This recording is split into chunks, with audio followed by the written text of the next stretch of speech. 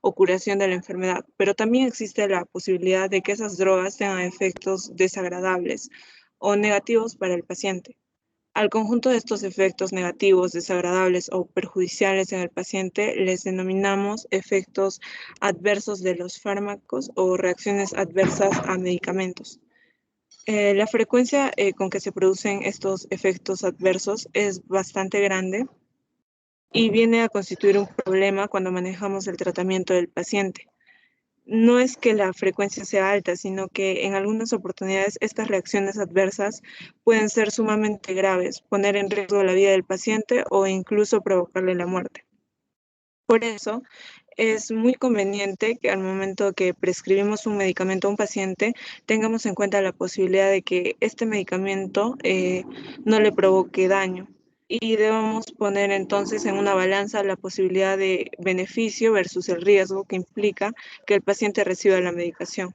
Y naturalmente solo estará justificada la administración del medicamento cuando el beneficio exceda claramente a los riesgos. Pero si el riesgo es igual o mayor que el beneficio, no debemos prescribir este medicamento. Siguiente, por favor.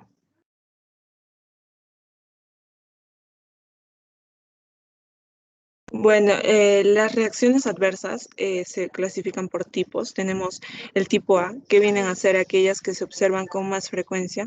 Se caracterizan porque son dependientes de las dosis administradas, reducen la dosis que se consigue, lo que es la desaparición del efecto. Suele ser una exageración del efecto farmacológico previsible y suelen ser frecuentes en fármacos con índice terapéutico estrecho y pueden deberse a variaciones farmacocinéticas, farmacodinámicas o farmacéuticas. Son reacciones previsibles y que presentan baja mortalidad. Tenemos también el tipo B, que son menos frecuentes que las anteriores. La principal característica que las diferencia es que no son dosis dependientes, son debidas a medicamentos inmunológicos. Pueden ser reacciones alérgicas. Este tipo de reacciones presenta una mortalidad elevada y el tratamiento consiste en suspender la administración. También tenemos el tipo C, que aparece tras la aparición prolongada de un fármaco. En general son previsibles y conocidas. Se incluyen en este grupo se incluyen lo que es la mortalidad elevada y el tratamiento consiste en suspender la administración. Ahora vamos a hablar del tipo C. El tipo C, la discinesia tardía por neurolépticos es una característica de este tipo, o el síndrome de Cushing por corticoides.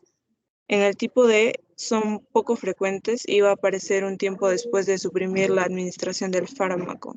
Aquí se va a incluir lo que es la teratogénesis y la carcinogénesis.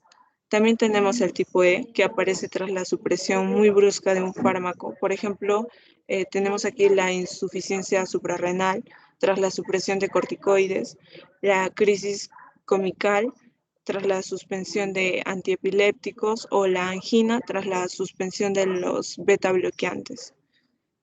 Y por último tenemos el tipo F, que ha sido incluido recientemente. No son debidas al fármaco, sino a impurezas, excipientes o contaminantes. También se incluyen en este grupo las causas por medicamentos caducados. Siguiente, por favor.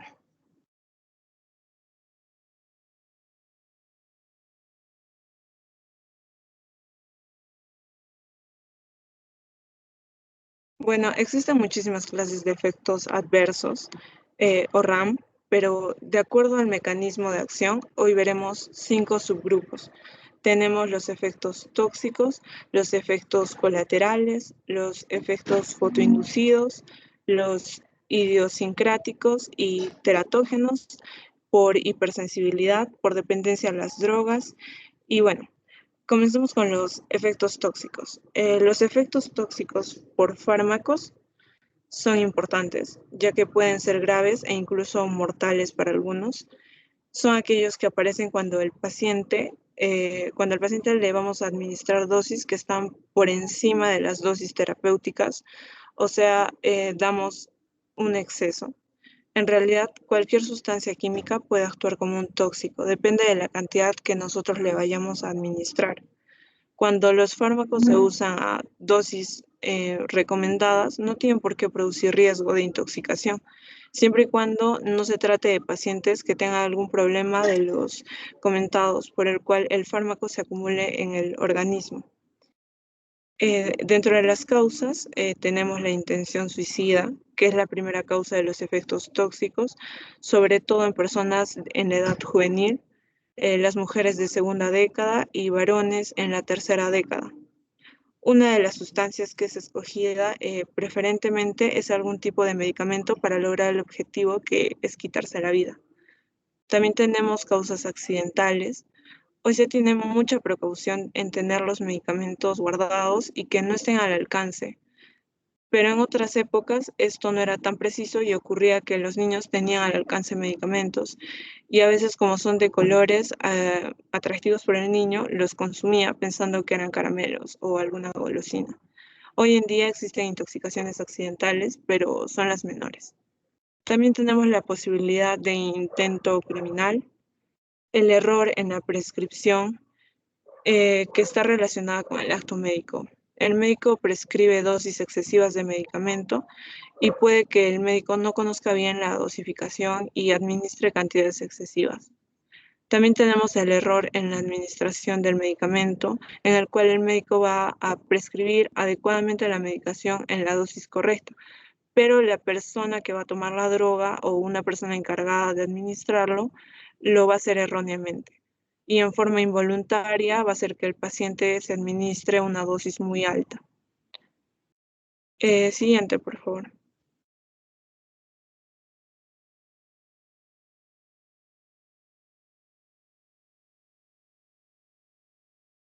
En los tipos de efectos tóxicos que se pueden producir, tenemos tres clases de efectos tóxicos que son denominados los efectos tóxicos farmacológicos, los efectos tóxicos patológicos y los efectos tóxicos genotóxicos.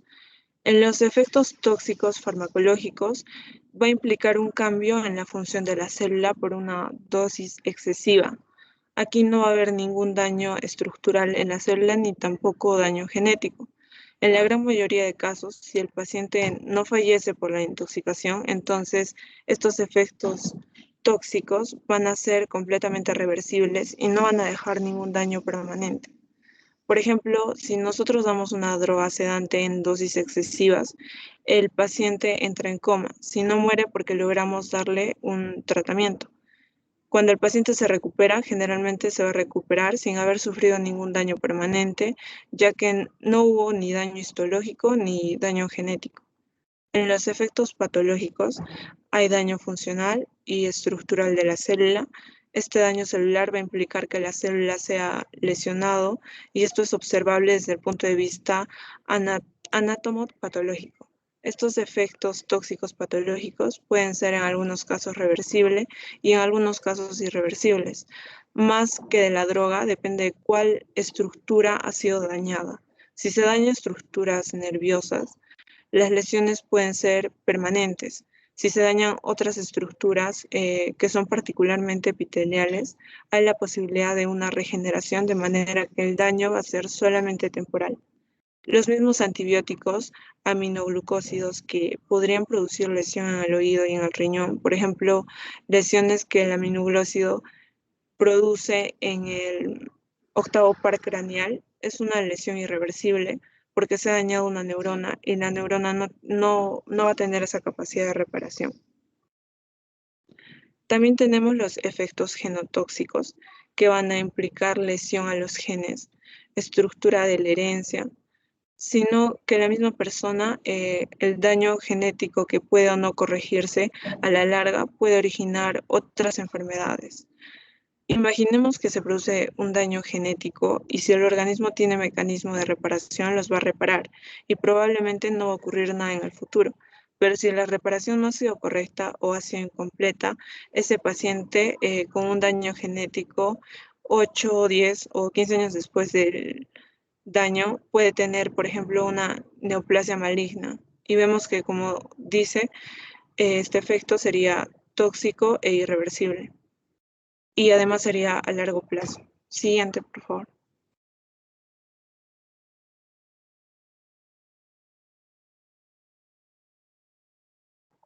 Bueno, ahora hablaremos más concretamente de las intoxicaciones.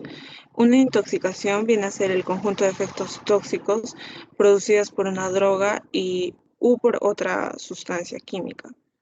Las intoxicaciones pueden ser agudas o crónicas. Una intoxicación aguda vienen a ser aquellas que se presentan generalmente con la administración de una sola dosis, pero en gran cantidad. Las manifestaciones clínicas suelen ser muy aparatosas y muchas veces ponen en riesgo la vida de la persona. Y también tenemos las intoxicaciones crónicas, en la cual las dosis son dosis ligeramente superiores a las dosis terapéuticas, pero que se repiten en forma continuada durante días o semanas, de forma tal que el pequeño exceso que se va a administrar cada día se va acumulando en el organismo hasta que se va a lograr producir lo que es la intoxicación crónica. Las manifestaciones clínicas son menos aparatosas, pero no necesariamente, ya que en algunas puede provocar la muerte del paciente. Siguiente, por favor. Bueno, en el diagnóstico, en la mayoría de los casos suele ser relativamente simple. Si, por ejemplo, el paciente se encontraba encerrado en su habitación con una nota de despedida y vemos frascos vacíos con un tranquilizante, lo más probable es que haya sido una intoxicación aguda. El diagnóstico de una intoxicación a veces también es difícil porque los efectos tóxicos pueden semejar o simular ciertas enfermedades, inclusive enfermedades para las cuales uno está administrando justamente este medicamento. Imaginemos que un paciente con una enfermedad cardíaca le vamos a administrar una droga digitalizada, la IC, por la propia falla cardíaca. Puede originarse una serie de síntomas y signos, por ejemplo, arritmias cardíacas que se producen por la disfunción mecánica. Pero la droga que le damos para mejorar esta disfunción mecánica puede producir también arritmias y uno no sabe si estas arritmias es por la intoxicación o por la enfermedad que tenían. Es importante que nosotros al momento de diagnosticar no solo diagnostiquemos, sino también veamos cuál es el compromiso funcional de los diversos aparatos y sistemas, en particular si es una intoxicación aguda. Eh, la evaluación neurológica del paciente, por ejemplo, cómo está el estado de la conciencia, determinar si el paciente está consciente, lúcido, obnubilado, dormido o en coma. También la función cardiovascular, cómo está funcionando el corazón, cuál es su frecuencia cardíaca, cuál es la fuerza del latido del corazón, cuál es la fuerza o amplitud del pulso. Y en lo que es el aparato respiratorio, cómo sería la respiración, si es regular o irregular, si es superficial o espaciada. Siguiente, por favor.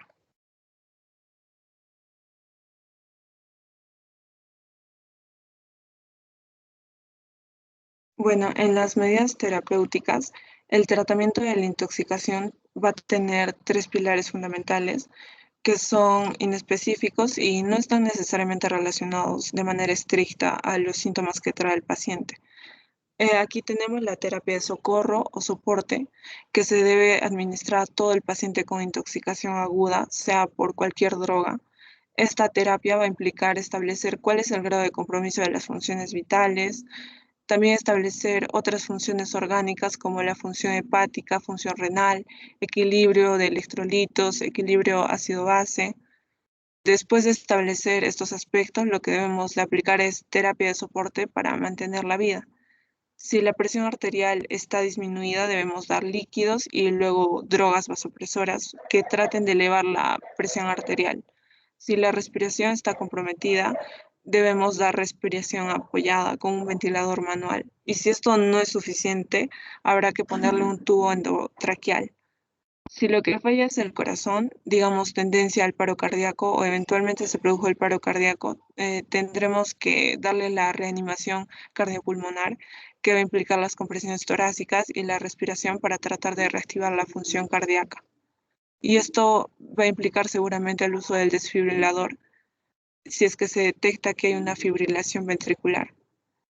En lo que es la temperatura corporal, si es muy baja, habrá que abrigar al paciente. Si por el contrario el paciente tiene temperaturas muy altas, que podrían llegar hasta los 41 o 42 grados centígrados, habrá que bañarlo en agua fría, paños fríos, enemas con agua helada.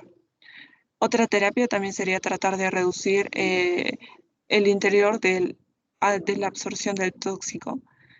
Cuando el paciente llega al hospital, ya absorbió el tóxico, dependiendo de la vía por la cual el tóxico haya sido ingresado, pero en el hospital puede continuar esa absorción y nosotros tenemos que bloquear esa posterior absorción. Si la droga entró por la piel, como en las intoxicaciones por insecticidas fosforados de las personas que trabajan en los campos, lo que van a hacer es que se tiene que humedecer y absorber por la piel paños mojados, ¿no? Lo primero que hay que hacer es retirarle la ropa y bañarlo.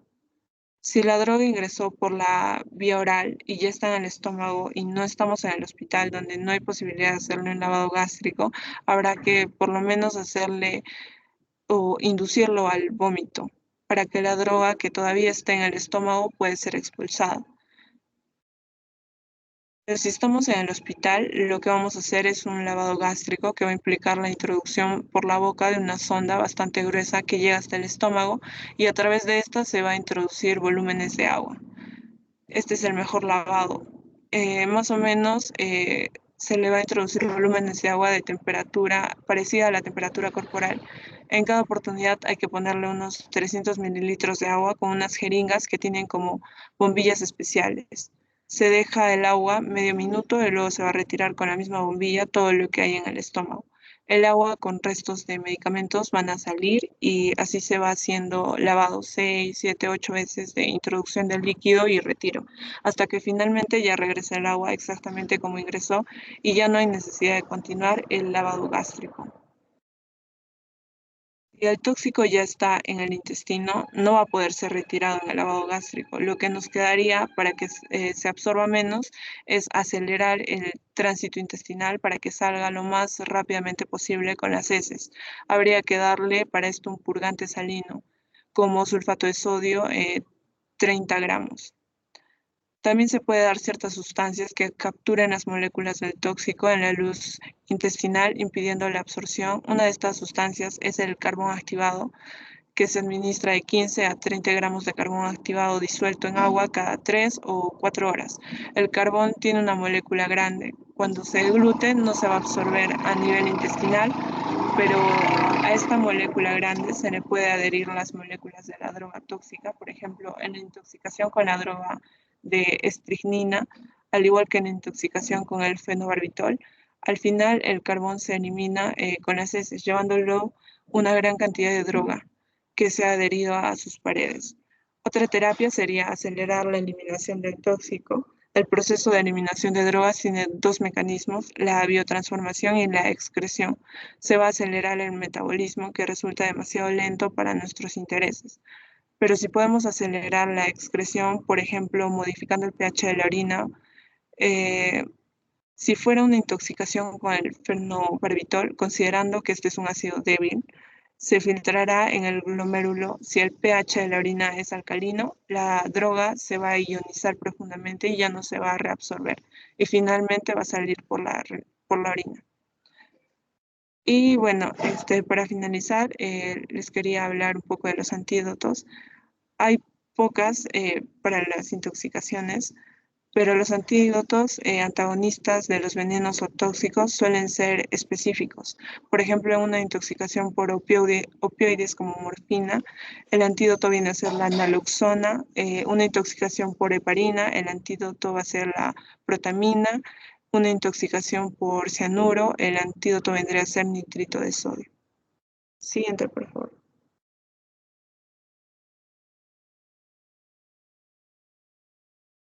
Bueno, ahora hablaremos sobre los efectos colaterales. Siguiente, por favor.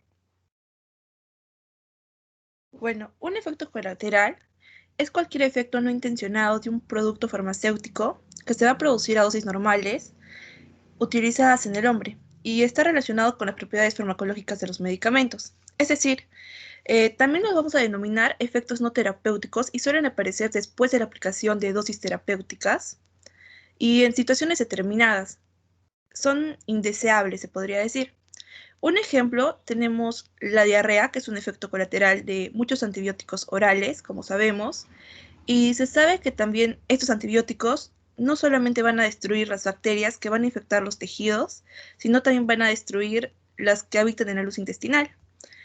También pueden ser benéficos. Si nos fijamos en otro ejemplo, es como un caso de somnolencia debido a un antihistamínico, la cual el efecto colateral sería que en el tratamiento de una alergia durante el día y mientras un efecto hipnosedante que va a resultar útil si el paciente está experimentando insomnio o tiene una dificultad para conciliar el sueño, ¿no? Eh, para poder ver mejor esto, que es el efecto colateral, vamos a diferenciarlo con la reacción adversa y el efecto secundario. El efecto colateral, como dijimos, es una consecuencia no buscada que va a formar parte propia de esta acción farmacológica de un medicamento. Y la reacción adversa es un efecto que no es buscado, pero que a la vez es perjudicial. Y el efecto secundario va a ser la manifestación de este efecto que no se buscaba, pero que surge como consecuencia de una acción fundamental del medicamento, pero no va a formar, podríamos decir que no forma una parte inherente de ella, ¿no? Algunos ejemplos tenemos a la atroponina, la sildenafil y el tofranil. En el caso del sildenafil, vemos que hay trastornos de visión de los colores, y esto se da a través de un mismo efecto farmacológico de esta acción terapéutica. En el caso del antidepresivo tricíclico, que es el tofranil, vamos a ver que un efecto es la sequedad bucal, que se va a dar por un efecto farmacológico diferente.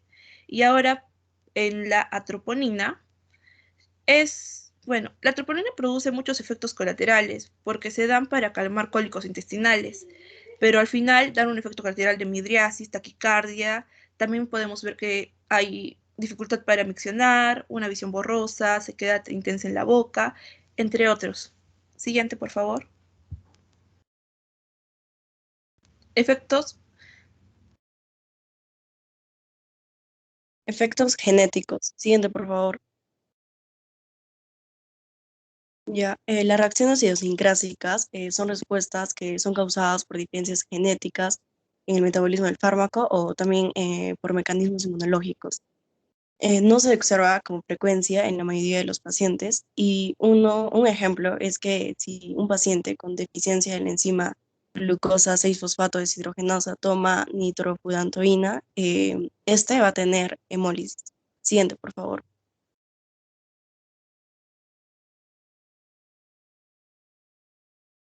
Bueno, efectos fotoinducidos. Siguiente. Bueno, son efectos inducidos por la luz, pero que se dan fundamentalmente por la luz solar. Y muchas drogas tienen una distribución que van a llegar a la piel. Y si la persona se va a exponer a a los rayos solares, especialmente a la luz UV, la droga que está en la piel va a sufrir algún cambio químico con la luz solar. Algunos ejemplos tenemos antibióticos, antifúngicos, agentes cardiovasculares, AINE, fármacos del sistema nervioso como antipsicóticos y benzodiazepinas, hipoglucemiantes orales. En este caso voy a hablar de un antimicrobiano, que son las quinolonas fluoradas o las fluoroquinolonas, que es un antimicrobiano que va a llegar a la piel y que por la luz solar va a hacer que aparezca una reacción pruriginosa. Y en lo que es los antipsicóticos, tenemos a la clorpromacina y la perfanacina, pero en este caso la clorpromacina llega a la piel y no va a producir ningún cambio. En cambio, eh, al, al tomar la luz solar, va a tener una pigmentación una pigmentación color marrón. Las reacciones fotoinducidas también se dividen en dos, que son las reacciones fototóxicas y las reacciones fotoalérgicas. Siguiente, por favor. Bueno, acá lo podemos resumir como con las diferencias, ¿no? El fototóxico es un grupo que pertenece la mayor parte, alrededor del 95 al 100%, y son reacciones que son inducidas por fármacos y son de naturaleza tóxico-irritativa y no inmunológica, como vemos en la fotoalérgica. Se dan por un tipo de radiación UV, UVB y de luz visible. Y también tenemos algunas manifestaciones, por ejemplo, el eritema, el edema, las vesículas y las ampollas, la hiperpigmentación residual y el prurito. En cambio, en las fotoalérgicas se producen por una medicación del sistema inmune y vamos a ver que el fármaco puede ser aplicado por vía tópica y vía sistémica. Las lesiones de vía tópica van a ser con una clínica bastante, podríamos decir que asimilable a un eczema de contacto que va a caracterizarse por una inflamación, el prurito intenso, las vesículas sobre el fondo enrojecido, donde vamos a ver que va a salir como un exudado acuoso que va a dejar esta piel reseca y descamativa. Y en el caso de la vía sistémica, vamos a ver que tiene una opción de erupción generalizada. También vemos que el periodo de latencia en la fototoxicidad son minutos y horas, y en la fotoalergia son entre 24, 48 horas, incluso hasta 72 horas, y el desarrollo de estas manifestaciones podemos decir que son un periodo de sensibilización de 1 a 2 semanas tras el primer contacto. En cambio, las fototóxicas van a ser, no van a durar mucho, van a durar también 1 o 2 días, pero también puede que haya un efecto que se vaya a alargar, que sea crónico. Siguiente, por favor. Teratogénicos y fetotóxicos. Siguiente, por favor. Ya. Se define como teratógeno a cualquier factor medioambiental que va a producir anomalías, y estos van a ser permanentes en la estructura, en la función del embrión o del feto, y también no va a permitir el crecimiento del embrión.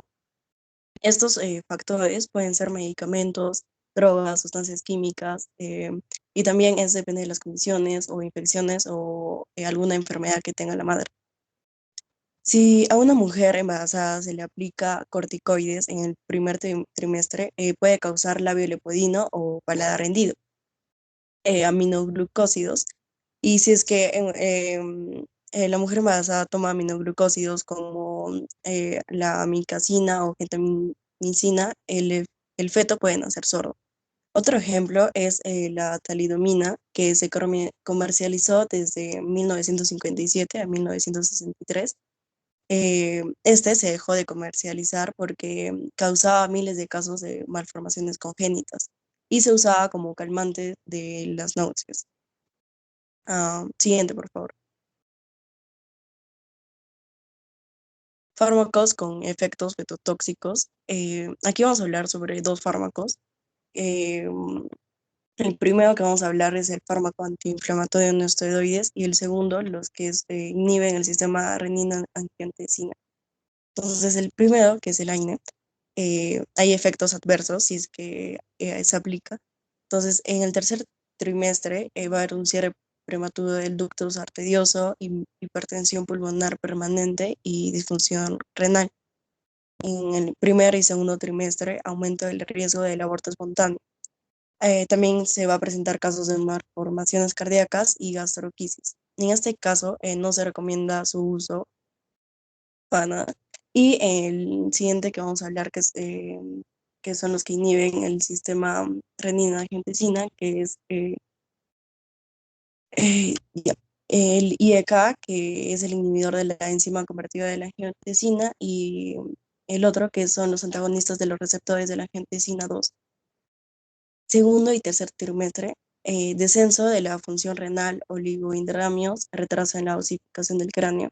En los recién nacidos puede causar la insuficiencia renal, hipotensión o hiperpotasemia. Y también va a haber un riesgo potencial de las malformaciones cardíacas si se usa durante el primer trimestre. En este caso, se puede iniciar un tratamiento con metildopa o labetalol. Siguiente, por favor.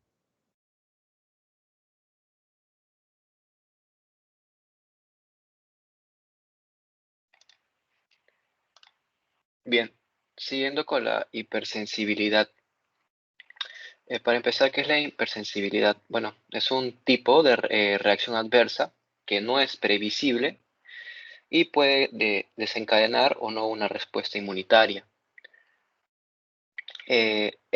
Como ya mencionó mi compañera antes, se engloba en los tipos de reacciones adversas de tipo B, el cual no se relacionan con los efectos farmacológicos conocidos del medicamento. Por lo tanto, no son previsibles. O sea que no importa si es una dosis subterapéutica o una sobredosis, no guarda relación y se deben a respuestas anómalas de una pequeña parte de la población. La mayoría de los autores dice que representa entre el 6 y el 10% de las reacciones adversas a fármacos. Bien, esta puede deberse a intolerancia, a idiosincrasia. Estas dos primeras no desencadenan una respuesta inmunitaria o hipersensibilidad resultante por una respuesta inmune. Algunas características de estas es que son distintas a las acciones farmacológicas conocidas del fármaco, por lo tanto no son previsibles. Existe un contacto previo con el fármaco implicado, que puede ser de forma continua o intermitente, que va a causar la sensibilización en el paciente. Pueden ser recurrentes ante nuevas exposiciones al alérgeno, recordando que el alérgeno es una molécula que puede desencadenar una respuesta inmunitaria. En este caso van a ser los fármacos. La reacción debe mejorar al retirar el fármaco. También debe ser reproducible con dosis mínimas de este. Es posible la reactividad cruzada con fármacos de estructura similar. Se sabe que varios fármacos se van a unir a mismos receptores o van a desencadenar el mismo mecanismo inmune. Y pues en las reacciones por intolerancia, o sea, las que no desencadenan respuesta inmune, los pacientes presentan reacciones tóxicas predecibles, como ya comentó mi compañera, frente a uno o varios fármacos o dosis bajas o incluso infraterapéuticas. Las reacciones por hipersensibilidad de tipo inmune pueden ser mediadas por inmunoglobulinas E o responder a otros mecanismos inmunes. Bien, ahora vamos a hablar de los fármacos como alérgenos y su interacción con el sistema inmune. Las moléculas capaces de provocar una respuesta inmune por sí mismas suelen ser proteínas de alto peso molecular, pero sin embargo muy pocos fármacos cumplen este requisito y esto se hace que interaccionen con moléculas proteicas circulantes o de células, adquiriendo así una capacidad inmunógena que no posean por sí solos y que se conocen mal en la mayoría de los casos. Es que la mayoría de los medicamentos son compuestos de bajo peso molecular, aproximadamente de 300 a 500 Daltons, y son de composición química simple. Sus estructuras no son fácilmente reconocibles por el sistema inmune, que solo de forma excepcional es capaz de reconocer sustancias de peso molecular aproximado de 10.000 Daltons. Pero existen fármacos capaces de estimular una respuesta de anticuerpos. Estos son capaces de provocar este tipo de respuesta directamente. Son muy pocos, la verdad. Lo hacen estimulando las células T como antígenos proteicos y suelen ser macromoléculas. Por ejemplo, la insulina, otras hormonas, enzimas, protamina, antisueros, anticuerpos monoclonales, las vacunas, entre otros. Hay también algunos compuestos de bajo peso molecular que tienen múltiples recurrencias de un único epítopo. Esto quiere decir que tienen varios lugares donde pueden ser reconocidos como antígenos y pueden actuar como alérgenos, ¿no? Los ejemplos más conocidos son las carboximetilcelulosa, que es un estabilizante en inyectables, y algunos compuestos de amonio cuaternario usados en la inducción anestésica como bloqueantes neuromusculares. Después tenemos a los áptenos, que son compuestos de bajo peso molecular, son de menor a 1000 Daltons. Estos pueden adquirir homogenicidad por unión covalente a macromoléculas, que en general son proteínas plasmáticas, y cuando este ápteno se une a una proteína plasmática o de superficie celular, se convierte en un complejo. Como ejemplos de las moléculas de la membrana celular capaces de unirse a áptenos, tenemos a las integrinas y péptidos del complejo mayor de histocompatibilidad, que recordemos que esas se encuentran en las células presentadoras de antígenos. Estos complejos son capaces de estimular a los linfocitos T o no a respuestas de anticuerpos. Un ejemplo es la penicilina, que es un fármaco que se comporta como ápteno, ya que el anillo balactámico en condiciones fisiológicas se abre y reacciona con los residuos de lisina de las proteínas, formando así un complejo que es el determinante antigénico principal, y otros balactámicos, y es capaz de estimular respuestas mediadas por anticuerpos o por las células T. Entre los fármacos áptenos más conocidos tenemos los balactámicos y también algunos metales pesados pueden comportarse como esas moléculas. También tenemos a los metabolitos reactivos, que son fármacos que, bueno, fueron administrados en su forma original y que estas no van a ser reactivos con las células, con el sistema inmune, pero se pueden hacerse reactivos tras una metabolización en el organismo. Por ejemplo, el órgano principal que metaboliza los organismos sabemos que es el hígado, a través de sus enzimas asociadas al citocromo P450. Algunos fármacos, si no se detoxifican adecuadamente, pueden actuar como áptenos al unirse con proteínas intracelulares o secretarse y contactar con células presentadoras de antígenos como los macrófagos, estimulando las células T, y estas podrán en marcha una respuesta celular o mediada por anticuerpos. Entre los metabolitos reactivos tenemos de diferentes fármacos como el trimetopin, sulfametoxazol, anticomiciales, como la fenitoína, carbamazepina y procainamida.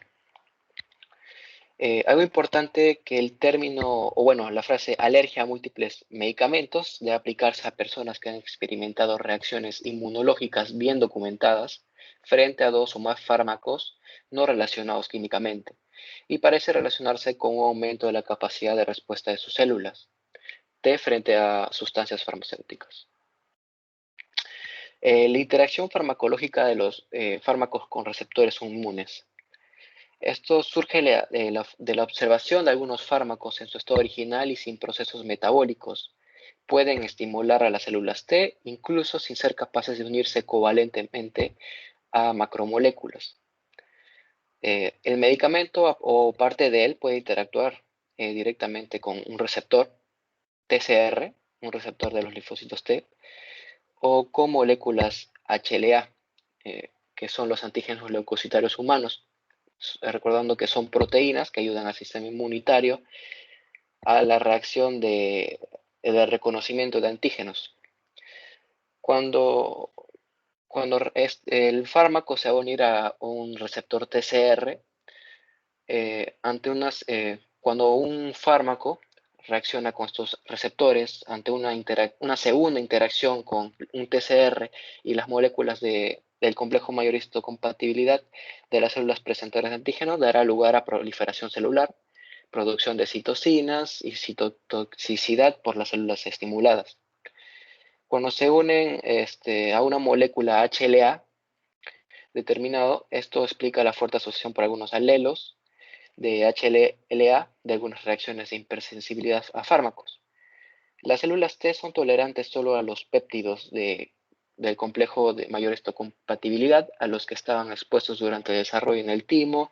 El conjunto de los péptidos modificados pueden ser interpretados como extraño por las células T. Entre estos medicamentos que se unen a estos antígenos tenemos el sulfametoxazol, la motrigina, alupurinol, abacavir, lidocaína y mepivacaína, entre otros. También tenemos el solapamiento entre mecanismos, eso sucede cuando un fármaco puede generar respuestas inmunes por varios mecanismos simultáneamente.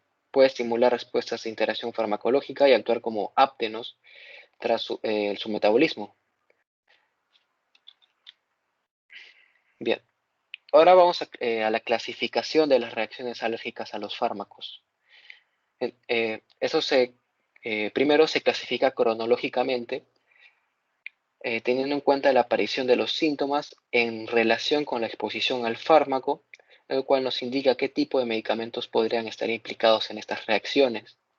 La sintomatología de las reacciones puede a veces ser parecida en mecanismos patogénicos diferentes. Por ejemplo, la urticaria puede verse en una anafilaxia y en una enfermedad de suero, por ejemplo. Bien, la clasificación cronológica ordena las reacciones basándose en el momento de aparición de los síntomas. Tenemos dos tipos, las inmediatas y las tardías. Las inmediatas son las reacciones que suceden de 1 a 1 hora, 1 minuto o a 60 minutos tras la administración del fármaco. Hay que tener en cuenta que si la administración del fármaco es por vía oral, es posible y bueno, a estar la presencia de absorción va a demorar más, es posible que los síntomas se retrasen, especialmente si el medicamento se toma tras las comidas. Sin embargo, el periodo de 1 hora permite identificar a la gran mayoría de reacciones mediadas por inmunoglobulina E. Tenemos a las tardías, que son las reacciones a fármacos que aparecen 1 hora después tras la administración de este. Aquí es importante recalcar que la mayoría de las reacciones tardías suelen aparecer entre 6 horas tras la exposición y en general después de unos días de tratamiento, incluso después de haberse dado a este. Algunas reacciones tardías pueden iniciarse después de varias semanas de tratamiento continuo, por ejemplo, el síndrome de hipersensibilidad inducida por fármacos. Ahora, la segunda clasificación es por el tipo de reacción. Tenemos a la escala de Helly-Combs, que es antigua pero se sigue usando. Clásicamente se dividían en 4 categorías: categoría 1, tipo 2, tipo 3 y tipo 4.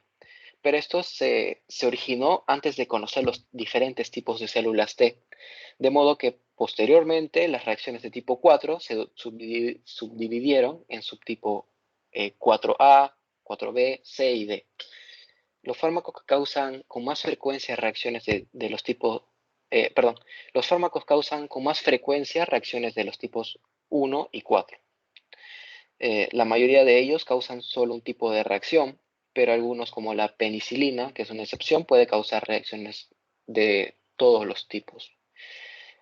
Bien, las reacciones de tipo 1 son inmediatas, como se ve en el cuadro, y el mecanismo es mediado por inmunoglobulinas E.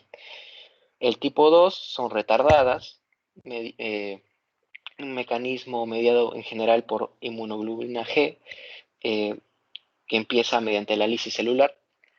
El tipo 3 también son retardadas, que sucede por depósito de inmunocomplejos y activación del complemento. El tipo 4 también es retardado y es mediado por linfocitos T. Ahora vamos a ver uno por uno. Las reacciones de tipo 1 o mediadas por inmunoglobulinas E o anafilácticas requieren una fase de sensibilización previa de lugar a la presencia de estas inmunoglobulinas específicas frente al fármaco o un metabolismo del mismo.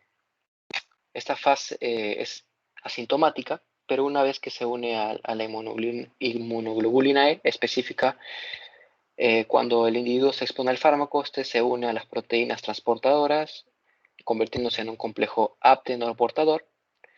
2 moléculas de inmunoglobulina E específica que está unida a la superficie celular de los mastocitos cuando la liberación de mediadores vasoactivos.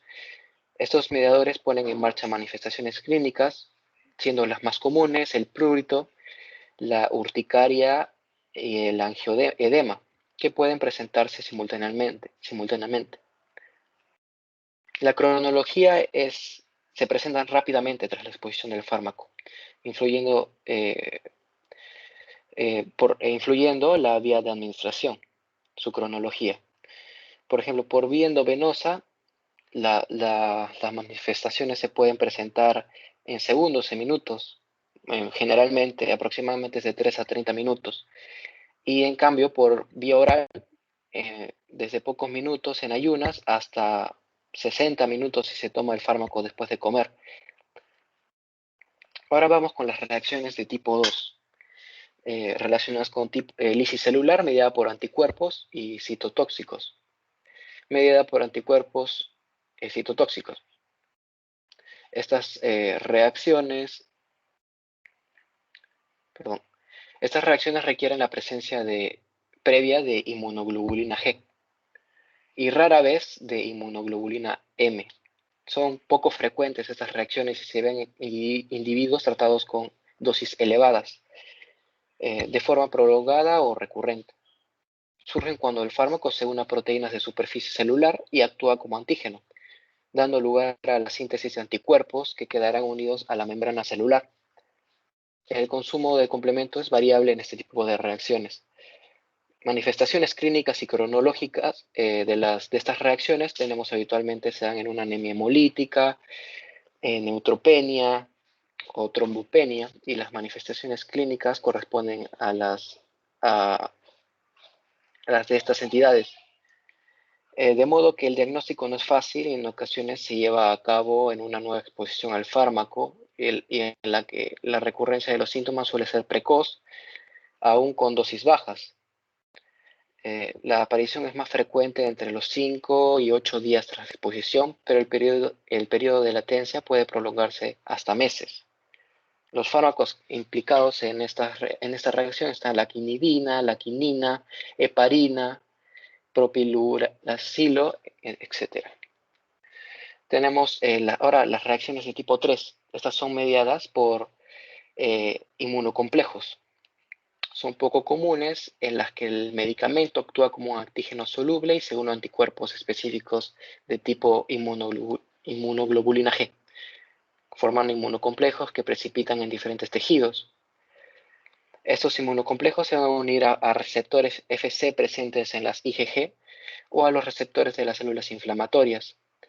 Entre las manifestaciones clínicas tenemos los síntomas de las reacciones a medicamento. Suelen aparecer, primero, suelen aparecer en una semana o más tras la exposición al fármaco.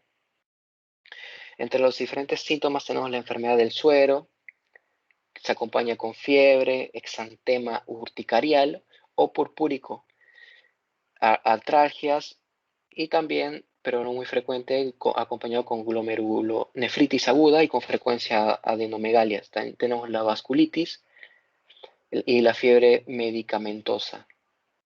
Bien.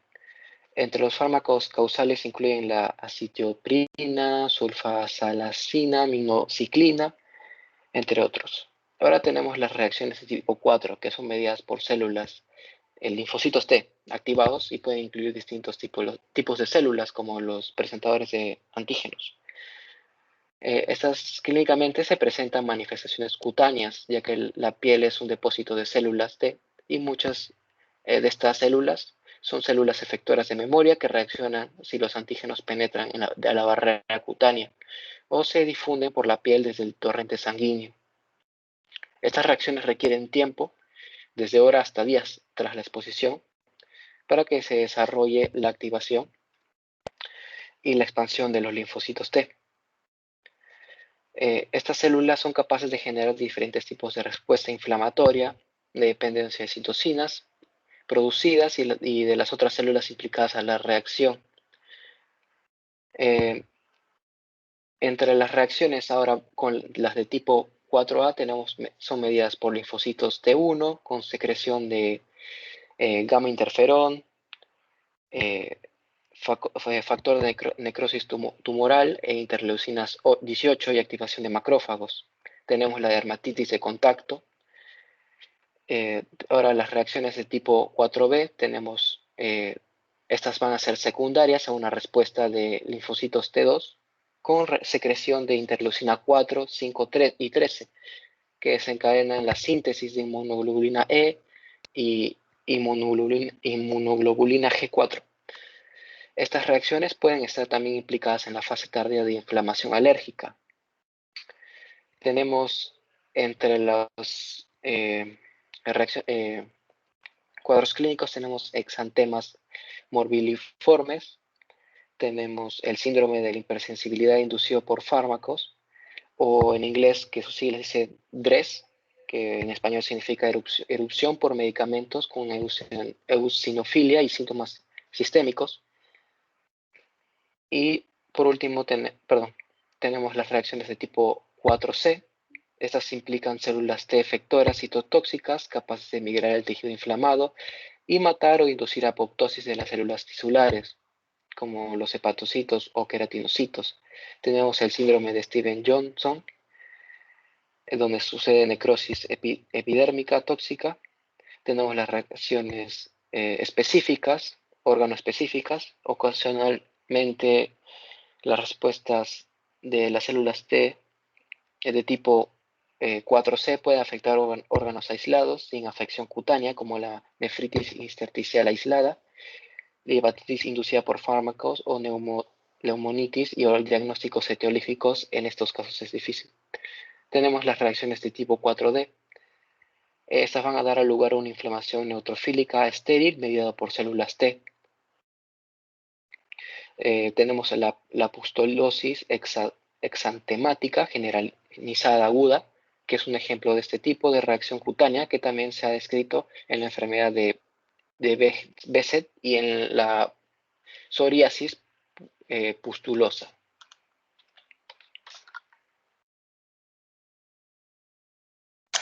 Bueno, ahora hablaremos de dependencia. Siguiente, por favor. Según la OMS, en 1957 lo dividieron en dos, en toxicomanía y en habituación.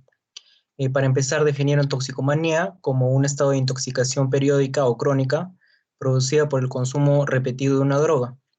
También era conocida como dependencia grave. Tiene cuatro características principales. Primero, un invencible deseo o necesidad de seguir tomando la droga y de obtenerla por todos los medios, es decir, hay compulsión. También hay una tendencia a aumentar la dosis, que es conocida como la tolerancia. También hay una relación de dependencia tanto psíquica, es decir, psicológica, como física, respecto a los efectos que genera la droga. Y 4, hay un efecto nocivo tanto para el individuo y también para la sociedad. La habituación la definieron como una situación originada por la administración repetida de una droga. También tiene 4 características. Solo hay deseo, no hay compulsión como en la toxicomanía. Después, no hay una tendencia a generar tolerancia a esta droga. También puede existir algún cierto grado de dependencia psíquica, pero no hay ninguna dependencia física que genere algún síndrome de abstinencia. Y 4, si existen efectos nocivos, porque en algunos casos puede no haber, recaen sobre solamente el individuo y no sobre la sociedad. Podría mencionar algunos ejemplos. Para toxicomanía estaba incluido el alcohol, la marihuana, LSD, metanfetaminas, etc. Y para habituación, cosas más domésticas, como por ejemplo el café, tabaco o incluso el té. Siguiente, por favor. Pero luego los científicos, los médicos se dieron cuenta que existía mucha confusión entre toxicomanía y habituación. Por eso en 1964 postularon eliminar la toxicomanía y habituación y cambiarlos a dependencia. Y definieron la dependencia, que es el estado originado por la administración o el consumo repetido de la droga, de la sustancia en cuestión, en forma periódica o continua. Pero esta dependencia también tiene características que varían de acuerdo a la naturaleza de la droga. Por eso vemos ahí las palabras que rodean a dependencia, que pueden ser morfínicas, cocaínicas, canídicas, barbitúricas, dependiendo del tipo de droga, ¿no? Y las causas que va a generar. También posteriormente se agregaron otros dos términos, que serían dependencia psíquica y dependencia física.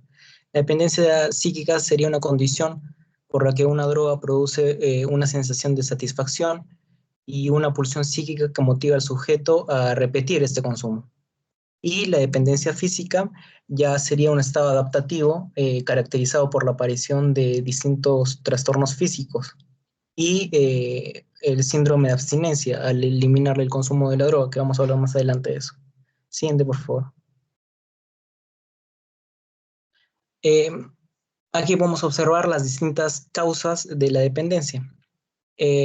Para empezar, hay factores genéticos. Se ha demostrado que en la adicción al alcohol, por ejemplo, hay hasta un 50% de vulnerabilidad de personas a desarrollar la enfermedad cuya causa sea origen genético. También existen factores ambientales, que aquí estamos hablando principalmente de 3 puntos, ¿no? Que hay que saber cuándo se inicia el consumo de la droga. Por ejemplo, en una vida más temprana es más perjudicial, obviamente. Cuánta cantidad de esta droga se toma, cada cuántos días, y cuál es la vía de administración. Porque esta concentración en sangre más elevada va a conllevar a una mayor falta de salud. También hay un factor de la personalidad, que son los rasgos de esta, que no hay que confundirla con la enfermedad mental, porque esa es otra causa distinta. Por ejemplo, personas ansiosas o depresivas, etc. También hay factores sociales. Aquí me estoy refiriendo a que cuanto más accesible y más económica sea una droga, más se extiende obviamente su consumo y genera más adicción. Y también existen los factores farmacológicos, que aquí ya la acción, el mecanismo de la droga directamente va a inducir la dependencia, ¿no? Siguiente, por favor. De eso más voy a hablar en la siguiente diapositiva. Acá, en los mecanismos de dependencia física. Hay muchos mecanismos. Aquí estoy mencionando solo 5. Por ejemplo, cuando se refiere a la enzima. ¿Por qué? Porque una droga puede provocar la inhibición de una enzima que es necesaria para la síntesis de algún neurotransmisor. Y asimismo, la producción de esta enzima es autorregulada por la concentración del propio neurotransmisor. Entonces, ¿qué es lo que va a pasar? Al estar inhibida esta enzima, se va a reducir la síntesis del neurotransmisor. Esto, por autorregulación, va a generar una inducción enzimática e incremento de la síntesis de esta enzima. Entonces, la concentración enzimática va a estar muy aumentada. Y ante la supresión de la droga, se crea una situación a nivel celular en la que la cantidad de la enzima está aumentada, y al eliminar la droga que se está consumiendo, se desarrolla un efecto rebote ocasionado por el exceso del neurotransmisor. Después también hay mecanismos de down-up regulation, que generalmente se generan en la dependencia física a los opiáceos. En tal sentido, pueden ocurrir cambios en la afinidad de los receptores a estos opiáceos, o también llamados mecanismos de down-up regulation. ¿En qué consiste? Ante la activación persistente de los receptores generados por esta droga, hay una regulación en descenso, o down regulation. Y como consecuencia existiría una disminución o pérdida del efecto. Esto es llamado a la tolerancia, que la mencioné también anteriormente. También hay efectos en las vías metabólicas.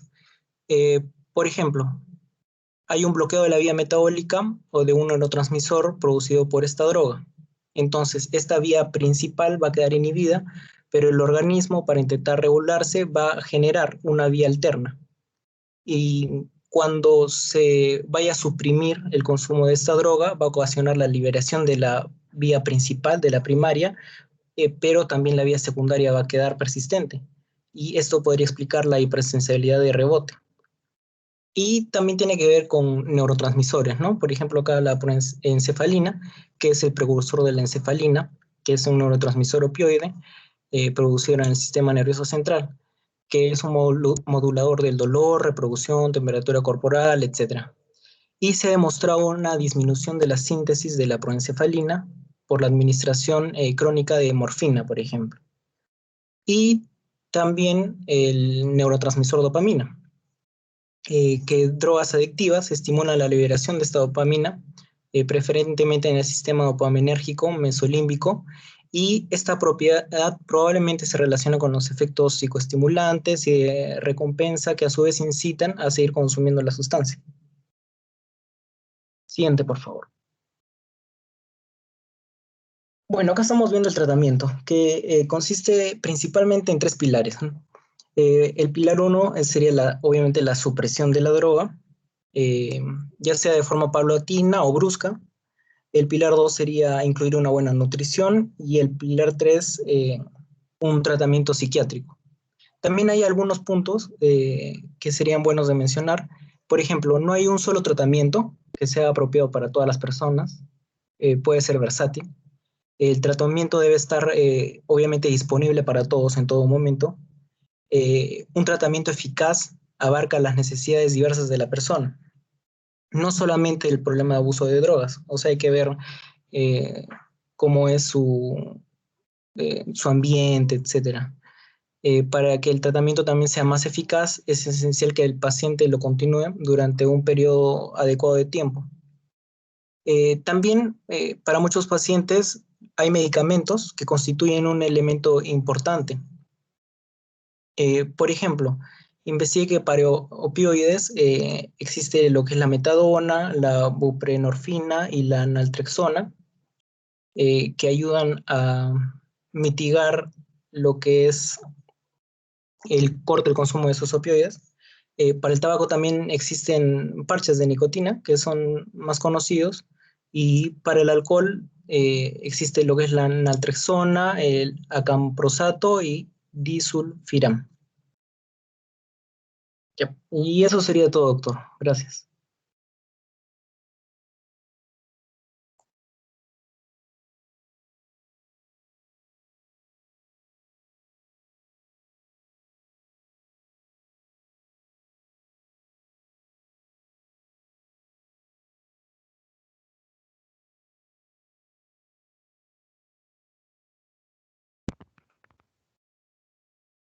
Doctor Barrenuevo.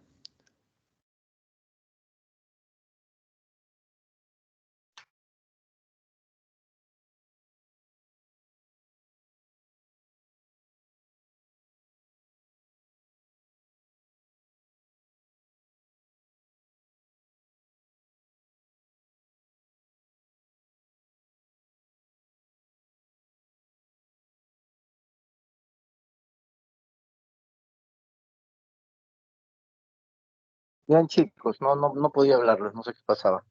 Bien, ¿me escuchan? Sí, doctor. Sí, Ya. sí, doctor. Bien, entonces, como se dan cuenta, las reacciones adversas a medicamentos cubren un gran espectro de situaciones, ¿sí? Y básicamente se puede dar por toda vía y con cualquier medicamento, porque para que tengas una reacción adversa, lo que necesitamos es una concentración alta de cualquier químico. Si ustedes se comen un chancho entero, van a ver como al día siguiente están vomitando y con diarrea, ¿sí? Porque es una intoxicación, pues, ¿no es cierto? Entonces, la división que han hecho está buena, ¿ya? La dividimos hay diferentes formas de dividirla, hay como 4 o 5 formas de dividirla. Ya que han expuesto está muy bien. Básicamente, vamos a ir estudiando todas estas reacciones adversas en los diferentes tipos de pacientes y en los diferentes tipos de drogas. Cada vez que aprendamos una droga, vamos a ver las reacciones adversas de esa droga, las interacciones de esa droga, ¿sí? En quienes están indicadas, contraindicadas, pacientes que tienen trastornos en el metabolismo que impiden que demos tal o cual droga. ¿Ya? Básicamente eso. Por el resto, ha sido una muy buena exposición. No pensé que iba a ser tan buena. ¿Ya? Y voy a tomar un pasito de esta clase y de la primera. ¿Ya? Me escribes en la noche, por favor, para poder mandarte lo de las siguientes clases de esta fase. ¿Ok? Está bien, doctor. Listo, cuídense, chicos. Doctor, respecto al pasito. Ah, ya se fue. Ah, la Qué creo que fe. se Sí, fue. se durmió. Nos Pero dejó a todos. está preocupándonos. Ay, Manito, más rápido. ¿cómo que más rápido? O Bueno, sea, lo he hecho rapidísimo. ¿quién el doc? ¿Ya acabó Sí. la clase? Sí, ya Sí, acabó. para mí que estaba almorzando. Fácil, Ah, yo ya. también estaba comiendo, no sabía si ya había acabado. Bueno, chicos, le voy a escribir al doc para que me dé indicaciones sobre